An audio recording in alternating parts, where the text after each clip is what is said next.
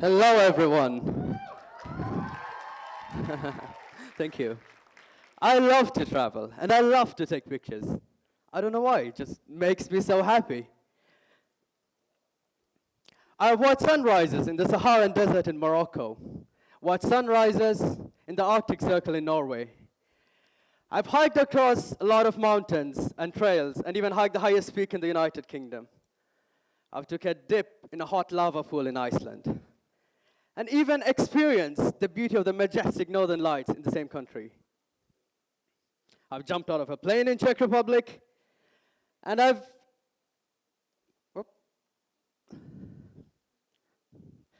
you go. I've even explored the beauty of the underwater world in the French Riviera in Nice.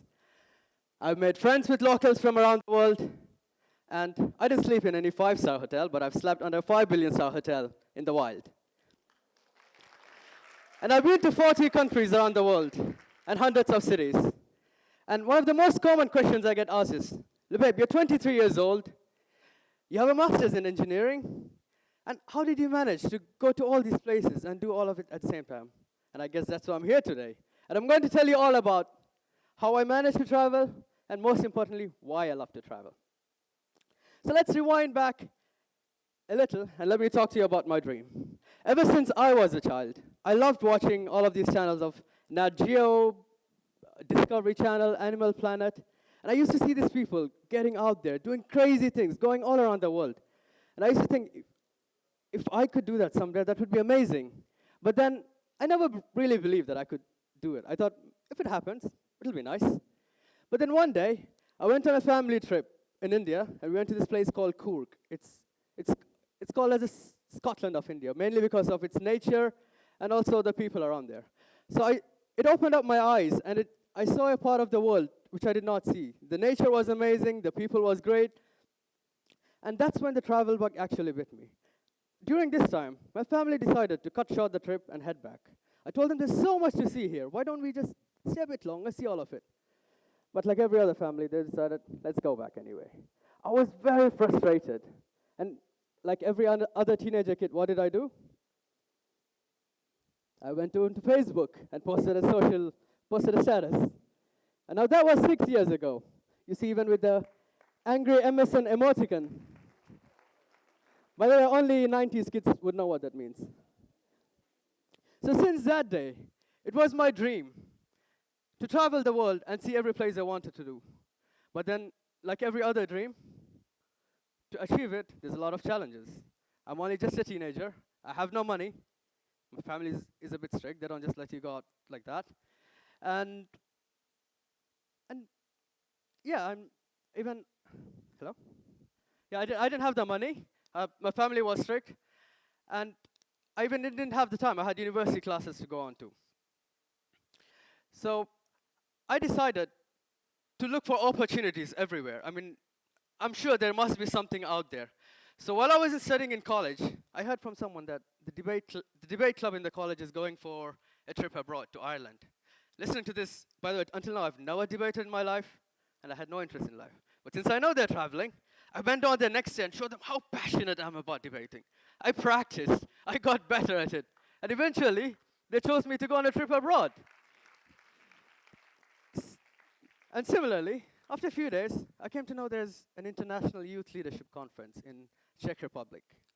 So again, I showed them how passionate I am about leadership. I hope they're not listening to this now. But I got selected anyway. I went on, I saw Czech Republic. And similarly, I went on for 2 volunteering trips to Bangladesh and Tunisia. So using this, it was even easier to convince my family because you're going with college, you're going with a group. So I got over that obstacle. And it was free, of course. But then later, I wanted to keep traveling. But I want to make money. So what did I do? I chose my hobby to fund my travels. For me, photography came to my rescue. I used to be the annoying one among my friends who would actually carry the camera all the time, take pictures of anything and everything around, even lie down on the corner, just sleep on the floor, get dirty just to take a picture of that flower or that small insect. But then I loved doing it. I started taking a lot of pictures. I got better at it.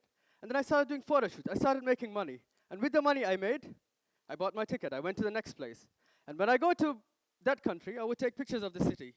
And I would come back home, sell it online on a stock image website, make money out of it, and book my next flight ticket. So this way, I figured out a sustainable way to keep traveling. And what I realized was, if you have a will, if there's a will, there's always a way. Each and every one of you out here, each and every one out of you here has a talent, whatever it might be, photography, filmmaking, singing, dancing. Discover it, practice it, get better at it, and use it as a resource to fund yourself and make your dreams a reality. Now that I've told you about how I managed to travel, now let me tell you about why I love to travel. When you travel, even though you get further away from where you are, the reality is that it actually brings you closer to who you really are. While when we, as humans, when we are born, we are open and acceptable to everything around us. But as we grow up, there's a lot of external factors, such as our families, our society, our government, our media, that tells us how to behave. And they bring us to who we become. They shape us to who we become. And this often leads us to believing that sometimes, I'm better than the rest. But unless you get out there, you cross the border, and you meet people from different cultures, different races, different backgrounds, you realize that how close we all are. How we all share the same little joys in life. So traveling actually widens your perspective. Yes, people do have differences, but when you travel, you learn to accept them. You learn to respect them. And more importantly, when you start accepting others, you start to understand the world better. And when you understand the world better, you understand yourself better. And if everybody does that, we can bring in peace and make the world a better place.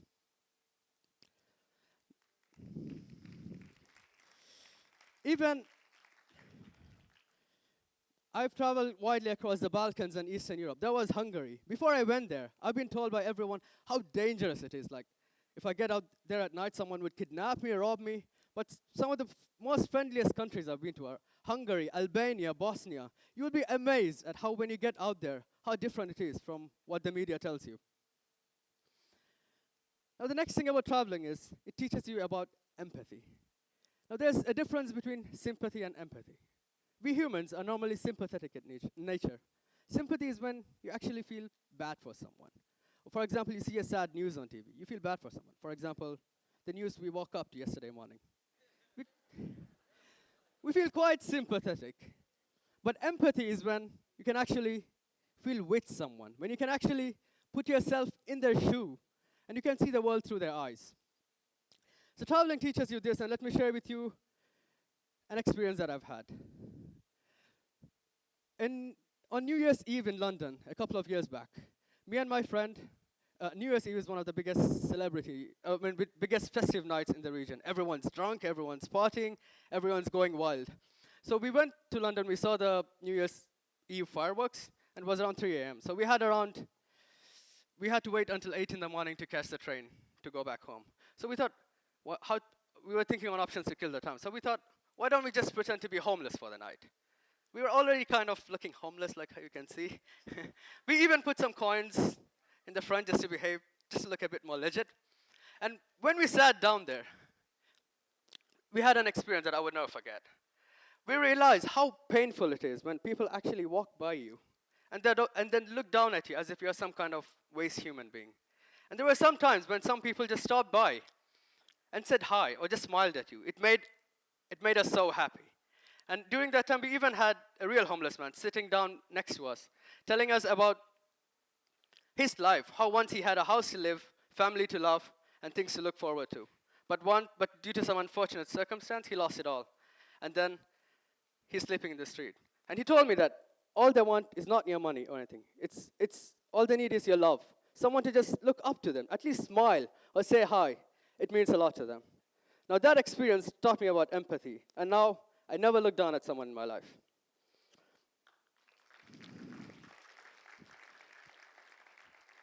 The next thing is, traveling teaches you to break your comfort zone. It teaches you to get off the couch, switch off reality TV, and step into reality itself. It teaches you to go way beyond your limits. Limits that you thought could stop you one day. It could let you to go way beyond. It teaches you on how much potential you have, on how much you can achieve. So let me share with you this experience I've had, one of the coolest adventures I did. It was about cycling from London to the north of Scotland. So me and two other friends of mine, we decided one day, we were busy studying all the time, caught up with stuff, so we thought, why not have adventure? So we just go to the shop, we bought some used bikes, we bought whatever we did. By the way, we didn't have any kind of experience. None of us were skilled. I mean, none of us were professional cyclists. We had no proper gears, proper equipments. So we thought, why not head anyway? Starting from London to the north of Scotland. That's 1,200 kilometers, and we had a limited time of 12 days to complete. So on this ride, it was an amazing experience, but at the same time, it was horrible. We learned so many things the hard way. The first few days, we had to cycle almost 100 kilometers a day just to keep up with our goal. We had multiple tire punctures in a day. We would be way beyond our schedule. We cooked our own food.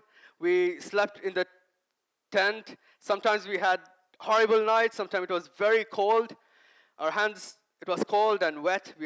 Everything around us was drenched. Our hands would be so wet and numb that we can't even feel our own hands to pitch up the own tent.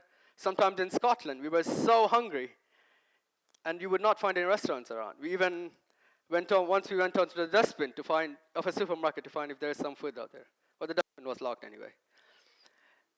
And sometimes we'd just go cycling uphill again and again, cycling uphill for like 10 hours a day, only to get that 2 minutes of downhill, 2 minutes of ride downhill. But with every hardship, there came something better. For example, for the uphill, we had the downhill ride. And sometimes it's the beautiful nature or the beautiful sunrises and sunsets we would see. Or we even discovered the beauty of the English accent, how it changes from every city we walk up to until the north. From this trip, we actually completed it. It took us 12 days. We made it to our final destination. What we realized in this trip was, it's not about what gear you own or how prepared you are, how physically fit you are. The most important thing is, it's your willpower. How bad you want to achieve it. If you have that will, you can achieve it no matter what. And the next point I'd like to share with you is traveling teaches you how to appreciate life. We are so blessed. We have shelter, we have education, we have food, we get everything we need. And yet, sometimes we are ungrateful. Let me share with you an experience I've had in Istanbul in Turkey last year. I was with my family. We had dinner. It was around midnight. It was very cold. We went out there, and as you know, there's a lot of Syrian refugees around Istanbul, around the streets right now. So while we were out there was this small young kid, probably around 4 years old, and her mom was next to her. The mom was sleeping down, and the kid was just sitting down all night. So we went up to her. We had a bunch of grapes and fruits. We gave it to her. And the moment she received the food, I will never forget the face she had. She was very happy. She had tears rolling down her eyes. When I saw that, it taught me how blessed we are. And the first thing that she did was, she woke her mom up, gave her the grapes, and then she had it herself. And you think about it, what are some of the problems that we face every day? The pizza guy was 30 minutes late for the delivery, or the barista in Starbucks wrote our name wrong. It makes you wonder if your problems are really any problems at all. Now, thank you. There's another experience I wanted to share you. I went on a volunteering trip to Bangladesh, in this area called Cox's Bazar. Now, this area is very poor, very undeveloped. There's a lot of child labor. All of the kids out there have to work in order to feed their families. So we went on a to promote education in this rural area. So basically, they have school that teaches them for 3 years, just the basic English and basic math. So while we were out there, and by the way, to get into the school, you have to be 8 years old. But since none of them have birth records, you know how they get into the school? They ask the kid to raise his or her right hand, and if she can touch the left ear, or vice versa, it means you're old enough for school. So they would, all of them out there, even though they didn't have anything, they were very happy with their lives. This showed me that they didn't have proper shelter or proper basic facilities, but they were so happy with their lives. And at one of their schools, there was something happened. At one of the schools where we were teaching, there was one child. She was a bit physically and mentally impaired. So she would come up to the door of the small school we had, and she would sit down there and she would cry because she wanted to go there and study inside. But she couldn't because she was physically impaired. Over there, it showed me how much we take education for granted. All the kids out there, each and every one of them, they want to study so bad. They want to get into the school. But the reality is, if they don't work during the daytime, their family would go hungry. And what do? We cry every day. We make excuses just to skip school. It showed me that how much blessings we have, but we just take it for granted. Now, the next thing about traveling is it teaches you to be positive and easygoing in life. Traveling kind of trains your mind and heart to see the good in everything. With every experience you have, traveling lets you to look at the good side out of it. I mean, let's say when you travel, sometimes you get lost. And every traveler knows that getting lost is a good thing because you ended up going and seeing a place which was out of your plan. Maybe it forced you to meet a local and make a new friend, which you would actually remember for the rest of your life. Traveling teaches you that every minute of your life you think about being negative is a minute of your life wasted. Another important fact is traveling shows you that the best things in life are not things, but rather it's the experiences and memories that you cherish for your life. Okay. I mean, think about physical objects that we often buy with money. For example, let's say we buy an iPad. The first day we use it, we are unboxing it, we are very happy, we are excited. Then within 2 weeks' time, we start using it, we kind of get bored of it, our happiness reduces. And within a few months, we start complaining how crappy it is, and we want to upgrade to the newer version. That's the reality about physical objects or materialistic things. Whereas with experiences and memories, think about a spontaneous trip you had with your friends, you went somewhere, or the stranger you met on the street, or having a local meal at the restaurant. These experiences you would remember for the rest of your life, and thinking about it with time only increases your happiness. So before I end my speech today, let me share with you one of my favorite quotes by Mark Twain. That is, 20 years from now, you'll be more disappointed by the things that you did not do, rather than by the things that you did do. So all of you out here, what are you waiting for? Get out there, explore, dream, and discover. Thank you. Thank you.